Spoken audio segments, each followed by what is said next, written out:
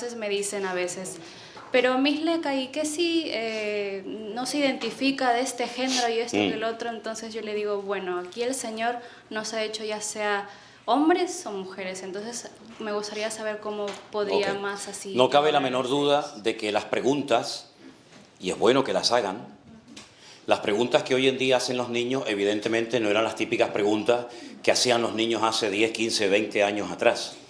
Lo que tenemos que responderles con toda naturalidad y sin tonterías. No, es que los niños vienen de la cigüeña. Y el niño te dice, papá, es cigüeña. Entonces, primero, no sorprendernos por las preguntas que van a hacer los niños, porque claro, dense en cuenta que la educación que reciben los niños en la escuela hoy en día no es la educación que nosotros nos dieron. Entonces, claro, se produce un dilema. Tengo un amigo mío que vive en Tel Aviv, en Israel, y su hijo le dijo, papá, en ese momento el niño tendría 7, 8 años, le dice, papá, mi mejor amigo tiene 2 papás. Y el padre le dijo, no, hijo, tu amiguito tendrá papá y mamá. Y dice que no, que tiene 2 papás. Entonces, bueno, ahí se produjo una especie de lucha, ¿no? Y el papá dice, yo te voy a buscar el próximo día al colegio. Entonces, cuando fue al colegio, el hijo le dijo, mira, este es mi mejor amigo. Y mira, ¿ves cómo tiene 2 papás? Porque el papá estaba con otro tipo. Entonces, ¿cómo le va a decir el padre? No tiene 2 papás. Y el niño dice, pero tú no ves que son 2 tipos, tú no ves que son 2 papás. Entonces, primero, las preguntas que los niños van a hacer hoy en día son preguntas que uno, primeramente, no tiene por qué sorprenderse, porque estamos viviendo en otra generación, en otra época, donde se recibe otra educación y donde tanto ha cambiado las cosas. No responder con ira, ni con enojo, sino vamos a ver, mira, todo en la vida se divide en géneros. Y tú le sacas un pelo, un trozo de piel, trozo de piel muerta incluso a cualquier ser vivo y automáticamente te dice si es macho o es hembra. Es verdad que en el mundo de la microbiología hay seres hermafroditas, ¿de acuerdo? Son macho y hembra. Incluso hay seres que el que para es el macho y no la hembra. Menos mal que eso no nos toca a nosotros, porque si no yo me muero, ¿no? Pero en la raza humana, en los mamíferos, hay género masculino y femenino. La enseñanza de que hay un tercer género o un género neutro, eso no se puede demostrar científicamente. A mí me hace mucha gracia porque recurren a los argumentos científicos cuando les interesa y cuando no, pues dicen, no, porque es así, ¿no? Pero yo quiero que usted me traiga aquí un día delante de mí a un macho, a una hembra y a un no sé qué. No te lo van a poder demostrar nunca en la vida, no te lo pueden demostrar, simplemente son cosas que se repiten y se enseñan y se inculcan, ¿verdad? Con toda esta ideología nueva que está generando en el mundo. Pero si nosotros recurrimos a la palabra de Dios como cristianos, la Biblia nos habla de 2 géneros, macho y hembra, varón y hembra. Dice la Biblia que Dios lo creó así. Y en el mundo es lo que existe, en el mundo es lo que existe. Ahora, el día que la ciencia médica presente a un tercer género, las cosas van a cambiar. Pero es que no lo van a poder hacer nunca, porque eso es rotundamente falso.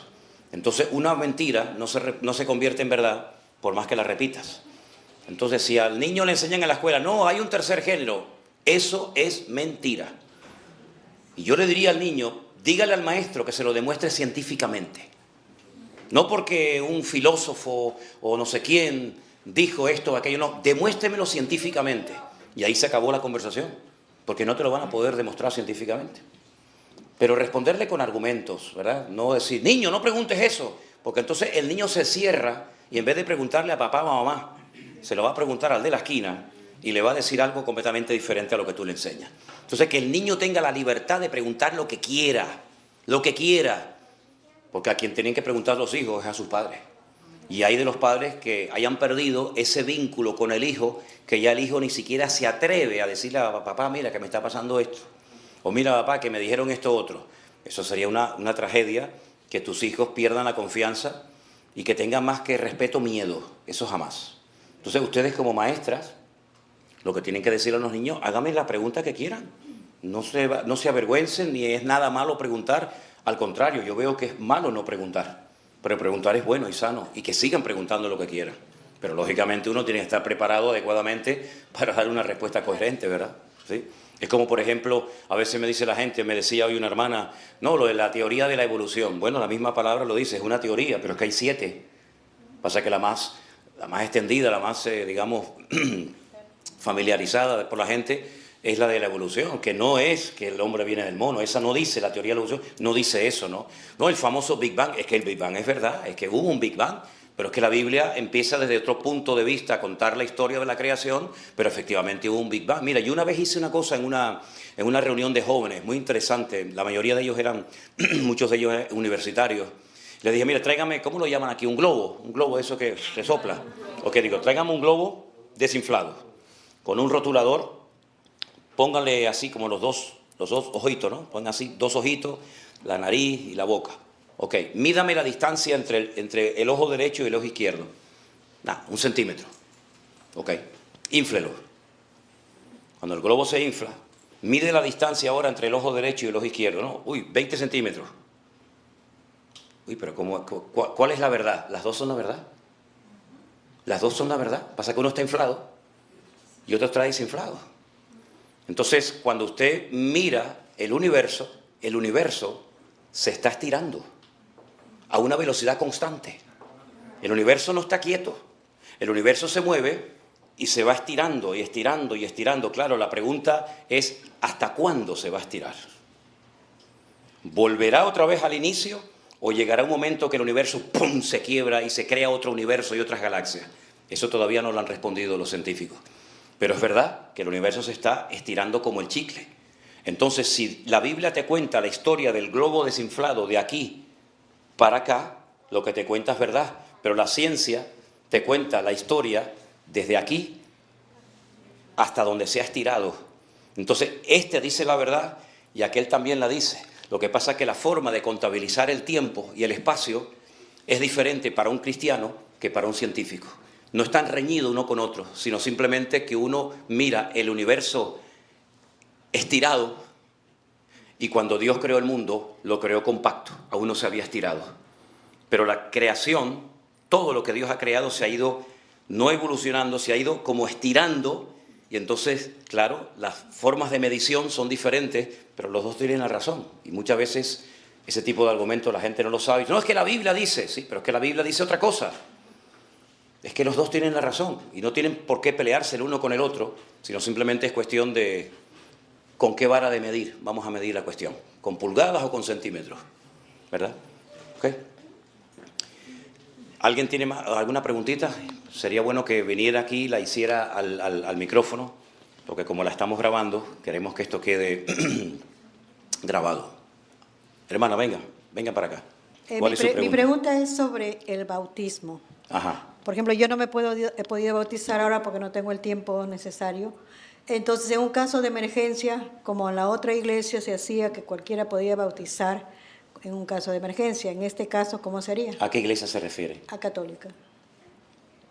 Es que nosotros no estamos en la iglesia católica. No, por eso en esa iglesia se decía que en caso de una emergencia de muerte, digamos, cualquiera podía bautizar a la otra persona, a la enferma. Pero en este caso, si uno estaba enfermo con peligro de muerte y no me he bautizado, ¿qué pasa? ¿Qué pasa? Nada. Pero no esto. ¿Usted se va a morir? Pues supongamos. No, mire, hermana, escúcheme una cosa, vamos a ser serios. El ladrón en la cruz no se bautizó. Ajá. Y el Señor Jesucristo le dijo, hoy estarás conmigo en el paraíso. Sí. A usted no le va a salvar o condenar el bautizarse o no el bautizarse. Okay. El bautizarse es simplemente un testimonio público de que usted ha recibido a Cristo y que va en serio con el Señor. Ajá. Pero en la iglesia esta, como me imagino que en todas, hay unas normas, y hay unos tiempos. Entonces yo a usted la acabo de conocer ahora. Sí. Usted lleva 3 días en esto, como quien dice. Entonces déjeme que la conozca, Ajá. déjeme ver de la pata que cojea. Y cuando yo tenga en mi corazón que ha llegado su tiempo, usted se va a bautizar. Pero si usted se muere hoy, que Dios no lo quiera, pues no se preocupe que usted va a la presencia del Señor. Okay. ¿Verdad? Así que no se preocupe. Y nosotros no bautizamos por casos de emergencia. No existe un bautismo de emergencia.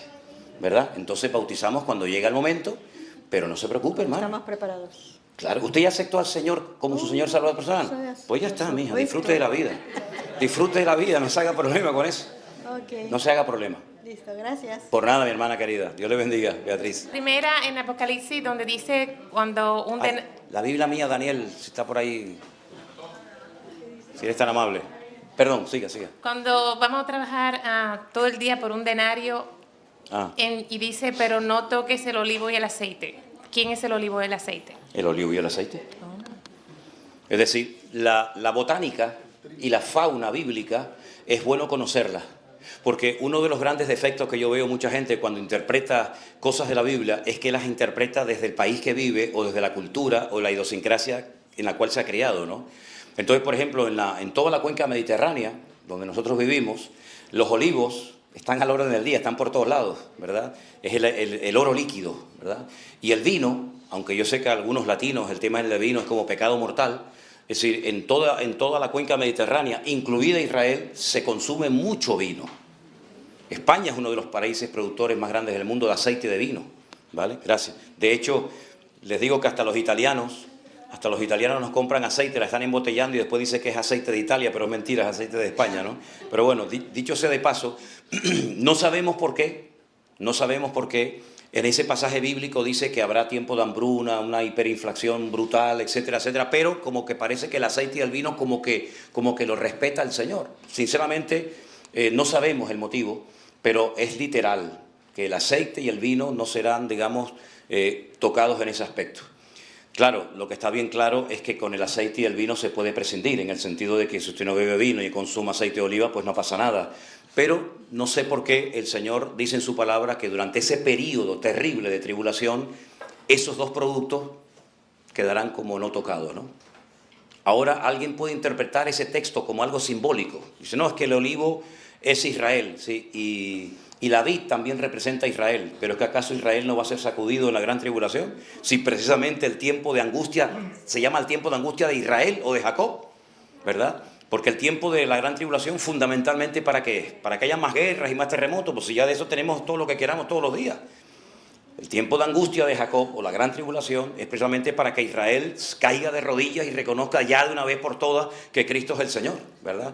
Entonces no podemos decir que es algo... Es que, vamos a ver, las reglas de interpretación bíblica, es decir, lo que llamamos la hermenéutica, nos enseñan que si usted coge un capítulo y empieza a interpretar versículo por versículo de una manera, usted no puede llegar al siguiente versículo y cambiar la regla. Es decir, como dije antes, o con pulgadas o con centímetros, pero con las dos no se puede trabajar, no se puede trabajar con dos barajas, ¿verdad? Entonces, si es literal el capítulo, ¿por qué el versículo 7 y 8 es simbólico? No, tenemos que respetar la norma, el patrón, tiene que ir igual eslabón por eslabón, ¿no? Así que bueno, ya te digo, por razones que no sabemos, por lo menos yo, el aceite y el vino, el Señor dice, no lo toques. Bueno, el Señor sabrá por qué, ¿verdad? ¿Y cuál es la otra? God, ¿es el anticristo? Ajá. ¿Es God el anticristo? Bueno, la palabra anticristo solamente la emplea en la Biblia el apóstol Juan. No aparece en ninguna otra parte más que en los escritos de Juan. El antimesías, ¿verdad? Pero lógicamente el Antiguo Testamento habla de este personaje político. Es un personaje político de carne y hueso. Y por ejemplo, en el libro de Daniel, en una de las profecías, en una de las visiones que aparece, lo presenta como el cuerno pequeño. Un cuerno pequeño que se levanta en medio de 10 y dice que habla blasfemias y hace la guerra contra los santos y logra un tiempo vencerlos, ¿verdad? Después, por ejemplo, Pablo en la carta a los tesalonicenses lo llama el hombre de pecado, el inicuo, el hijo de perdición. Está hablando de la misma persona. Lo que pasa es que el nombre define, digamos, la característica o la función de dicha persona. Es como, por ejemplo, ¿cuántos nombres recibe Cristo en la Biblia? Madre mía, cientos. El león de la tribu de Judá, el alfa y el omega, el príncipe de paz, el admirable, el consejero. Pero estamos hablando de la misma persona. Pero cada título te revela parte de su esencia o de su naturaleza. El Espíritu Santo, madre mía, espíritu de vida, espíritu de adopción, consolador, espíritu de gracia, espíritu de... Es lo mismo, pero con diferentes términos para que conozcamos un poco la esencia de lo que estamos hablando. Entonces, anticristo es alguien que se opone al Mesías. Pero ese título o ese nombre solamente se lo aplica a Juan. Es la misma persona, pero con diferentes nombres, depende del autor, depende de la persona. Ahora, hablan de God. God es un personaje que, según las profecías del libro de Ezequiel, es un personaje que viene del norte, ¿vale? De los confines. De los confines de la tierra. Pero no viene por su propia cuenta, sino que el Señor dice que lo agarra de aquí. Lo agarra de aquí y dice, te voy a traer aquí a mi tierra y aquí te voy a probar, y aquí te voy a demostrar quién soy yo. Si no es que el anticristo dice, voy a atacar a Israel. No, tú vas a atacar a Israel cuando yo te diga. Y tú vas a entrar en mi tierra cuando yo quiera que entre. Y si no, no vas a entrar. ¿Vale? Entonces, God, en el judaísmo, es ese que nosotros llamamos en el Nuevo Testamento el anticristo. Ellos lo llaman God. O el asirio, que también lo llaman otros personajes el asirio, ¿verdad? Porque viene algunos dicen que viene con una confederación enorme de naciones procedentes del norte. God, Magog, Mesed y Tubal, ¿no? Esos nombres aparecen en el libro del Génesis, son descendientes de Noé y toda esta gente, ¿verdad? Así que God puede ser una referencia al mismo personaje del cual estamos hablando. ¿Ok? ¿Puedo seguir? Claro. Ok, yo soy nueva en todo esto y estoy aprendiendo con todo. Fantástico, gloria a Dios, Okay. qué maravilla.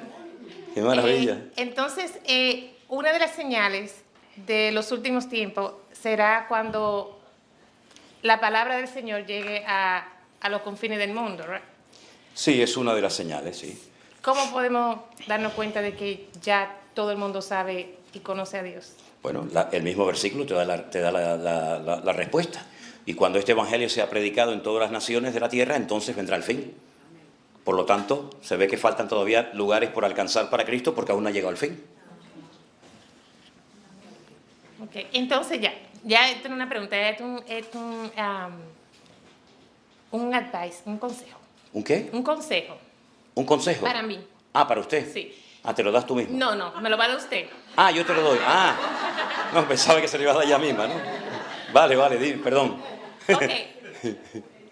No sé a veces cómo vivir, porque uno peca aunque sea de pensamiento. Ajá. Entonces a veces no sé, porque como quiero uno todos los días está pecando. Entonces quiero dejar de pecar, pero no puedo dejar de pecar. ¿Te puedo hacer una pregunta? ¿Te puedo hacer una pregunta? ¿Tú serías capaz de estar una semana entera sin pecar? No, vale, ok. Ni un día. No, espera, déjame. Los tiempos y las ocasiones las pongo yo. 3 días. Es que hasta de pensamiento, a veces. No, ok. ¿Un día? Complicado, dame. Una pregunta. ¿Y 1 minuto? Ay. ¿Sí? 30 segundos, ¿qué le parece? 1 minuto. Pues vive la vida minuto a minuto.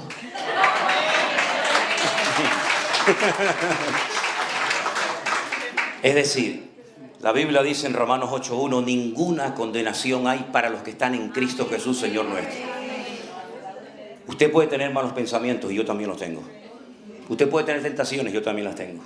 Pero una cosa es que te vengan esas cosas y otra cosa es que caigas en esas tentaciones. El mismo Señor Jesucristo, el santo varón, fue tentado, pero no pecó. Entonces, la lucha es real, ¿verdad? Pero también la fortaleza y la presencia del Señor cada día en tu vida es más poderosa, y lo que a lo mejor hoy no puedes vencer y derrotar, mañana sí podrás. Pero quédate con ese consejo. Vive la vida minuto a minuto y vas a poder vivir feliz sin condenación alguna. Gracias. De nada, de nada.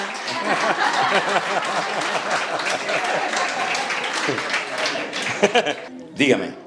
Buenas tardes a todos. Buenas tardes. Pastor, en el Salmo 23, el versículo 5, dice, aderezas mesa delante de mí en presencia de mis angustiadores. Unges mi cabeza con aceite. Ahí me quedo. Yo estoy en la mesa de ventas y me llamó la atención que algunas personas venían a la mesa y nos preguntaban si traíamos aceite ungido. Ajá. ¿Cuál es ese aceite ungido? Usted nos ha hecho una historia de por qué la semejanza del pastor con sus ovejas y el aceite que unge el Señor, pero ¿un aceite ungido alguien lo fabrica o es una mala información? Bueno, es mire, una pregunta que No, está muy bien, está muy interesante la pregunta. Miren, el tema del aceite ungido arranca de la Torá de Moisés, cuando el aceite, que es un elemento conocidísimo y muy extendido en la cultura del Mediterráneo, se utilizaba para varias cosas. Cuando se llevaban las aceitunas a la prensa, lo primero que se prensaba, la primera aceite, era apartada para el servicio del templo, porque es la más pura. La segunda vez que se volvía a prensar la misma aceituna y seguía saliendo aceite, era para el uso común de la gente, para cocinar y para lo que fuera. Y la última prensa que se hacía, ya lo último, era para las lámparas de aceite. ¿Ok? Esas son las distintas calidades que hay del aceite, ¿no? Usted las prueba, hay gente que cata el vino y hay gente que cata el aceite y sabe que este es aceite virgen, esta tiene esto, y este tiene un grado, lo que sea. Además lo distingues por el color. Ahora, el aceite que se utilizaba para ungir a los profetas, a los reyes, a los sumos sacerdotes, o aparte del mobiliario del tabernáculo y posteriormente del templo, era un aceite especial, que no se podía utilizar para otros usos más que para ese. Era un aceite santo, un aceite, bueno, consagrado solamente para el Señor. Solamente en el Nuevo Testamento hay un autor que habla de utilizar aceite para casos puntuales, para ungir enfermos, que es Santiago. Está alguno enfermo entre vosotros, dice, llame a los ancianos de la iglesia, únjalo con aceite y oren por él, y ya conocemos el resto de la historia. En ninguna otra parte, ni siquiera yo veo a Jesús ni a los discípulos utilizando en ningún momento aceite para ungir a los enfermos y orar por ellos. Pero en Santiago sí nos dice que se puede en un momento determinado ungir con un poquito de aceite la frente, la cabeza de una persona para orar por él. Si no, no hay ningún pecado hacerlo o no hacerlo. Ahora, cuando hace años se produjo un avivamiento muy famoso aquí en una parte de los Estados Unidos, y a mí me llamaron y me invitaron para que yo fuera a ver ese avivamiento, invitaron a un montón de pastores y tal, yo fui y me llamaron la atención varias cosas cuando fui a esa iglesia, muy cerca de aquí.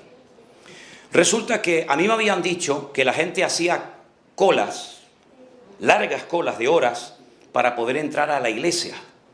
Entonces, claro, cuando yo llegué a ese lugar y yo vi efectivamente esas colas multitudinarias, pues hombre, llama la atención, ¿no? Llama la atención ver un montón de gente esperando, haciendo cola para entrar a una iglesia. Pero lo que me llamó la atención es que cuando entré al templo nadie estaba de pie, sino que todos estaban sentados. Y yo dije, hombre, claro, ¿cómo no van a estar de pie fuera si la puerta de la iglesia está cerrada? Si yo, por ejemplo, voy a hacer un culto en una iglesia y yo digo, la puerta de la iglesia no se abre, bueno, estos días hemos visto, ¿no? En las cenas, ¿no? Se abre la puerta a las 6 de la tarde. Si usted llega y el otro a las 5, usted va a ver una cola de gente y dice, uy, fíjate, hay cola de gente para ir a ver al pastor Manuel Sierra. No, pero mire, escuchen una cosa. Si se hubiera abierto la puerta a las 5 de la tarde, la cola no estaría. La gente ya estaría dentro. Pero claro, uno va y dice, uy, colas de gente, multitudes de personas esperando para el culto. Bueno, hermano, ábrele la puerta para que vea que no hay ni uno en la puerta de la calle. Entonces, esas cosas a mí muchas veces yo digo, cuidado. En uno de los cultos, cuando entrábamos todos para ir a la iglesia, pusieron una mesa enorme con botellitas así chiquititas de aceite. Entonces, a todos los que entraban le daban una, le daban otra. Entonces, cuando llegaron a mí, yo le pregunté al ujier, le digo, ¿esto qué cosa es? Y me dijo, esto es ungido, aceite ungida por nosotros para que se la lleven a sus países y se lleven el avivamiento. Y yo le dije, muchísimas gracias, no me hace falta. Vamos a estar comerciando con el aceite para yo llevarme en un frasco, y si se me rompe el frasco me pierde la maleta, no me llevo el avivamiento a España. Nadie puede fabricar un aceite ungido para llevarlo a una iglesia para que Dios haga milagros, señales y prodigios. Porque el que lo hace no es el aceite, es el Señor el que hace la obra. Porque al final vamos a terminar adorando al aceite en vez de adorar al Señor del aceite. Que es lamentablemente lo que muchas veces pasa. Y es lo que se ha extendido en el mundo católico, del clavo, de la espina, de no sé qué y no sé cuánto. Entonces no existe eso de aceite ungido. Ahora en Israel, si ustedes van a muchas librerías, incluso librerías cristianas evangélicas, te venden aceite ungido. Que alguien quiere comprar un frasquito de aceite y llevarlo a su iglesia y orar por los hermanos, oiga, como si usted se quiere comprar un elefante, se lo lleva, a mí no hay ningún problema con eso. Pero no me venga a mí con el cuento de que ese aceite está ungido. Porque el que tiene que estar ungido es usted, no el aceite. Entonces, cuando le atribuimos a un elemento inanimado, como puede ser el aceite, o una piedra, una rama de perejil, o tantas cosas, ¿verdad? Cuando le atribuimos un poder o una energía, le estamos robando la gloria a Dios. Entonces, usted se imagina, imaginémonos por un momento que yo fuera capaz de hacer un aceite lo suficientemente ungido para que usted se lo lleve en su bolsillo y cuando llega a la iglesia produce una revolución tremenda. ¿Yo me haría millonario? Usted imagínese, yo patento eso y me hago millonario. Pero es que eso no existe. Eso no existe. Por lo tanto, se puede utilizar aceite para ungir a una persona, no hay ningún problema, pero eso de que quién fabrica, dónde se fabrica el aceite ungido, no, mi hermana. ¿Y dónde lo embotellan? ¿Y dónde lo embotellan? Bueno, ya eso... Ahora, lo que sí le digo... Por la pregunta que me hacían, que si vendíamos No, aceite nosotros no ungido. vendemos aceite ungido. Si quiere, le traigo aceite de... Yo, por ejemplo, cuando voy a Israel, yo le llevo de regalo a amigos míos botellitas de aceite de oliva. Como un detallito, pero nunca se me ocurriría decir, le traigo aceite ungido de España. Porque me van a decir, pues úsela primero en su casa con los españoles antes de traerla para nosotros, ¿no? Entonces, no vendemos nosotros en nuestros... Es lo que yo respondí, No, que no no tenemos. vendemos, pero le quise hacer la pregunta porque a mí me desconcertó, porque yo de todo lo que lo he seguido desde la pandemia, yo he escuchado qué significa el aceite ungido y que nosotros somos los borregos y el pastor es nuestro Señor que nos cuida y nos unge de aceite, porque los borregos son en similitud son muy débiles y no se pueden Ya, defender. sí, sí. Entonces los ungen con aceite para que no los molesten los insectos. Aprendí. Sí, pero usted no tiene ningún insecto encima, yo no le tengo que echar aceite. ¿Me entiende? No, pero es Sí, lo que yo aprendí. metafóricamente hablando, vaya, Exactamente. metafóricamente, ok, sí, Exactamente. sí, exacto. Y por eso yo le dije que no. Cuando vendíamos. alguien de ustedes esté en alguna mesa, en un hotel o en cualquier lugar, y alguien le haga esa pregunta, dice, mire hermano, nosotros no tenemos eso aquí. Claro. Cómprele usted en una librería evangélica o lo que... Nosotros no vendemos esas cosas. Otra Le puedo vez. vender una tacita, le puedo vender una camisetita, pero ya aceite ungido no entramos en eso. ¿Sí? Porque le pasó a usted en estos días eso. Sí. Sí, ¿y usted Sí, qué fue el respondía? que nosotros no vendemos, pero Ok, me perfecto. quedé sorprendida y obviamente, pero tenemos llaveros, plumas, obviamente. Por eso se acabó todo a la venta. Claro. Vendimos todo, gracias Sí, a bueno, Dios. yo sé que, de hecho a mí me han pedido, hermanos, por favor, tráigame aceite ungido de Israel. A mí me han pedido eso. Hermano, aceite ungido de Israel. ¿Y qué pasa? Que el aceite que tenemos en casa, pero es atribuirle a cosas lo que usted le quiera atribuir. El aceite no deja de ser aceite. Dios no derrama aceite no derrama unción sobre aceite, derrama unción sobre su vida. De hecho, David dice, mi cabeza está rebosando, mi copa está rebosando, ¿no?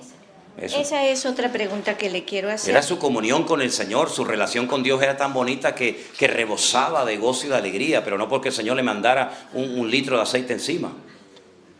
Yo me acuerdo que a una iglesia que yo pastoreé hace muchos años, vino un evangelista que vivía aquí en California, y él pedía que cuando lo invitáramos, claro, yo en aquel momento era medio ignorante también, y bueno, después ya pedí perdón al Señor, pero él pedía aceites de litro y medio de aceite de oliva, y entonces él llamaba a la gente adelante, y desde a la plataforma, que era una plataforma alta porque era un cine, él agarraba, y no era una gotita, aquello te bañaba, hermano, y hacía así, y claro, la gente hacía, pues claro, te caía así todo el aceite, y yo digo, pero ¿qué cosa es esto?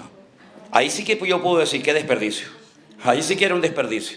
Pero la gente a veces por ignorancia entra en esas cosas, ¿no? Pero no vendemos aceite ungido, hermana. ¿Puedo hacerle otra pregunta? Sí, cómo no. En Juan 5:28 dice, no se sorprendan tanto.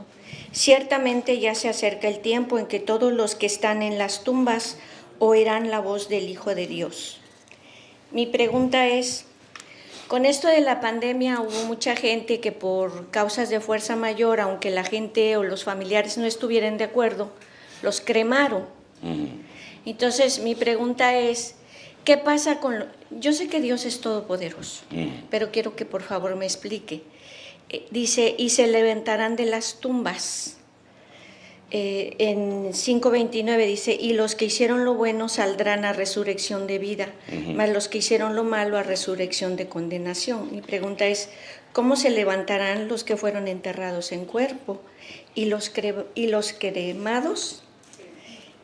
Bueno, mire, cuando usted entierra a una persona, usted va al año y ahí no hay nada. Ahí hay polvo. No hay nada. Los huesos probablemente, pero los huesos también se terminan convirtiendo en polvo. Y los que murieron en una explosión, en un accidente aéreo, y los que los arrojaron a lo profundo de la mar, y los que pisaron una granada en un campo de batalla y salieron sus pedazos en 30.000 pedazos, Entonces, esa respuesta o esa pregunta de cómo resucitarán la explica el apóstol Pablo en 1 Corintios capítulo 15, cuando él dice lo siguiente, en este pasaje que habla de la resurrección de los muertos. Déjeme que le busque concretamente el texto. Dice, porque algunos preguntan, ¿cómo resucitarán? Ya esa pregunta se la hicieron hace años, ¿verdad? ¿Cómo resucitarán? ¿Cómo será la resurrección de la muerte? Y Pablo dice, se siembra en corrupción, se resucita en incorrupción. Se siembra en deshonra, se resucita en gloria. Se siembra en debilidad, resucitará en poder. Se siembra cuerpo animal, se resucita cuerpo espiritual.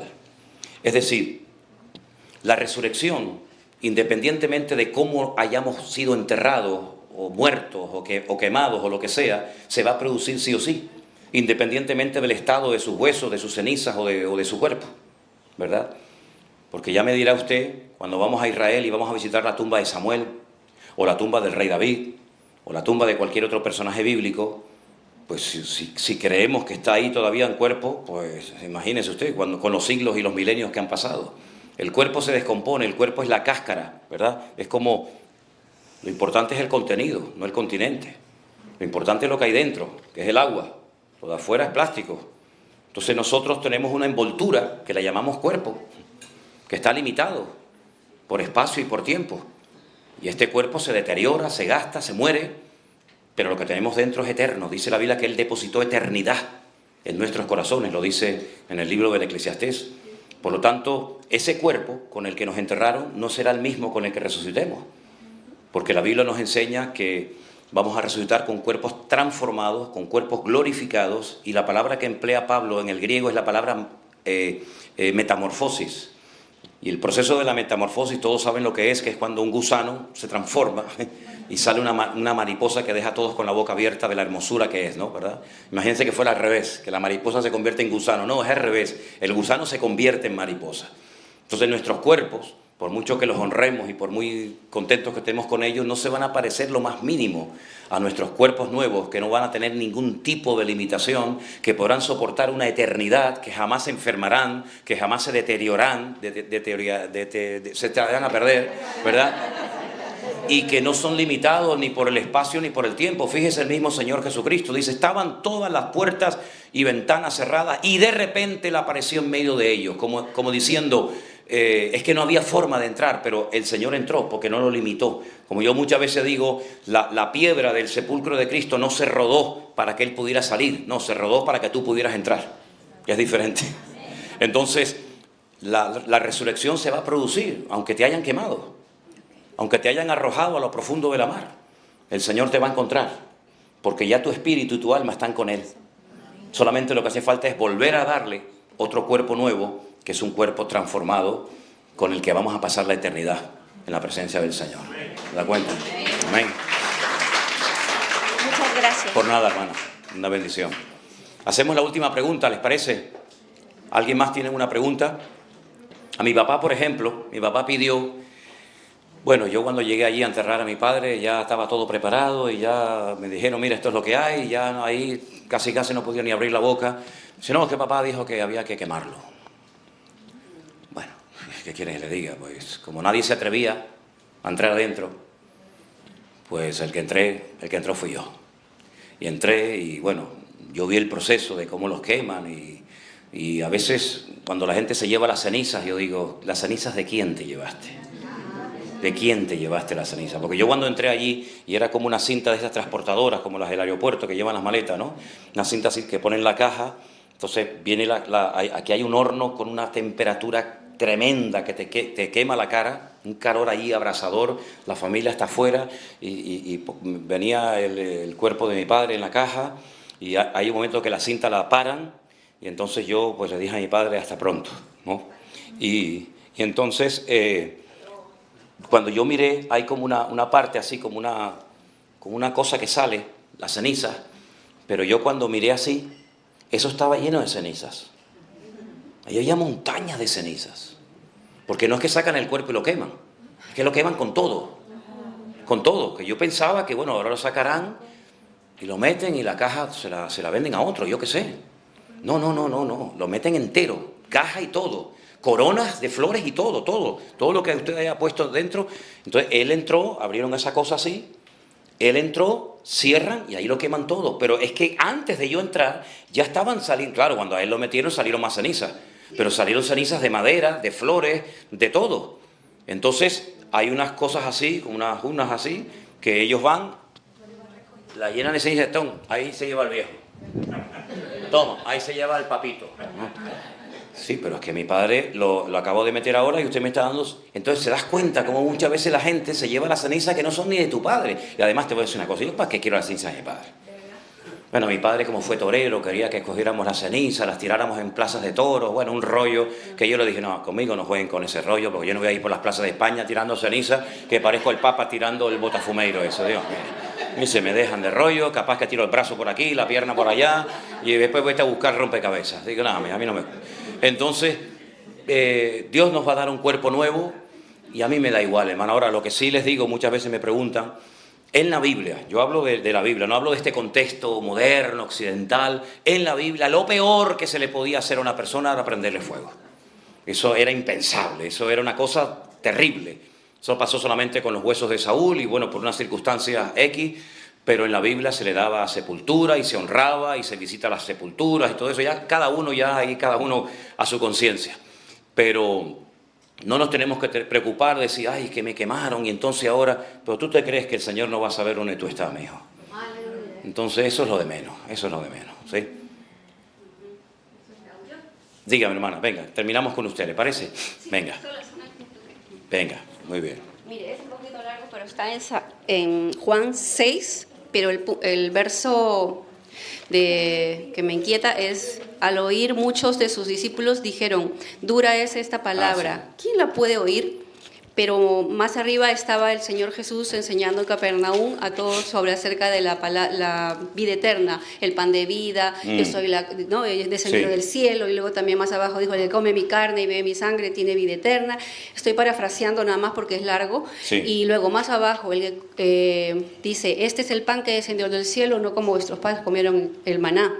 Y así. Entonces, mi pregunta es, esta parte donde dice, dura palabra es esta, ellos contendían, dice, y murmuraban, y esto os ofende, le dijo el Señor. Entonces, ¿a qué se refería eso de la dureza del corazón? ¿Era porque ellos tenían duro el corazón, endurecido, no entendían, o era porque la dureza de su corazón había sido por las palabras que Jesús, que no podían entender que Él era el pan de vida? Claro, y la murmuración también, porque sí. ellos murmuraban mucho. Sí. Esa era la dureza de su corazón.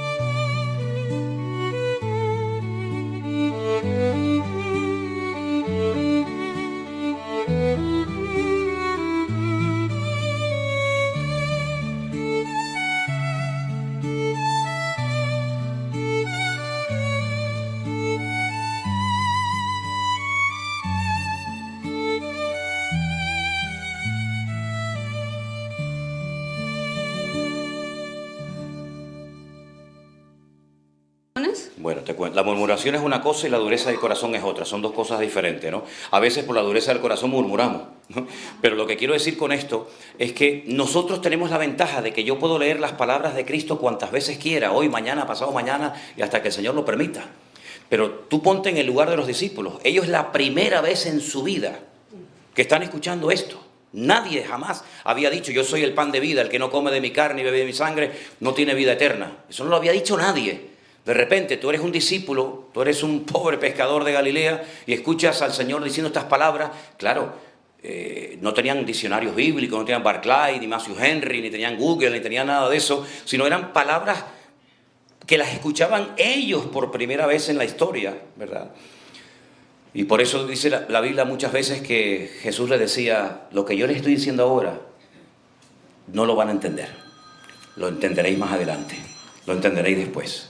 Porque en la vida el conocimiento, la madurez, la fe y tantas cosas van creciendo y van madurando. Si tú no le puedes explicar conceptos de la Biblia a un recién convertido, ¿verdad? ¿Por qué? Porque es un bebé, porque es un niño. Y tiene primeramente una persona que aprender a sumar y después a restar y después a multiplicar y después a dividir, etcétera, etcétera. Por lo tanto, los discípulos estaban en ese momento como niños tiernos, ¿verdad? Y no solamente eso, sino que ellos no eran conscientes de quién tenían delante. Ellos no son conscientes, no fueron hasta después de la resurrección, incluso después de la resurrección, dice la Biblia que algunos seguían dudando. Ellos no eran conscientes de quién tenían verdaderamente delante de sus narices, el Verbo hecho carne, Emmanuel, Dios con nosotros. Ellos pensaban que era un buen rabino, un buen maestro, con un carisma tremendo, con un poder extraordinario y nada más. Por eso cuando el Señor dice, una pregunta, ¿por ahí qué están diciendo de mí? Bueno, unos dicen que eres Juan el Bautista, otros dicen que eres Elías, no sé. Y una pregunta, ¿y yo para ustedes quién soy? Todos se quedaron callados. Pues todavía no lo tenían claro, no sabían. Uy, ¿qué le digo? ¿Será? ¿No será? ¿Me equivocaré? Solamente uno dijo aquello de tú eres el Hijo del Dios viviente, etcétera, etcétera. Por lo tanto, el crecimiento de ellos fue muy paulatino, fue muy lento, ¿verdad? Entonces, claro que tenían problemas de dureza de corazón, claro que tenían problemas de murmuración, no las tenían todas consigo. Y entonces ellos fueron dándose cuenta progresivamente de a quién estaban siguiendo y bajo qué cobertura espiritual se habían puesto ellos en aquel momento. Entonces estas palabras que Cristo está diciendo aquí son palabras muy fuertes. Él está hablando metafóricamente. No es que hay que comerlo, no es que hay que beberlo, ¿verdad? Pues eso es un acto de canibalismo. Y eso es lo que malinterpretó la Iglesia Católica. Cuando en uno de los concilios, uno de los tantos que han tenido, se sacaron de la manga la doctrina de la transustantación, donde ellos creen que cuando el cura bendice el pan, o la sagrada forma, o la hostia, y bendice el cáliz, se convierte automáticamente en cuerpo y sangre de Jesucristo. Yo no sé cuántos de ustedes se acuerdan de cuando comulgábamos, y decían cuerpo de Cristo.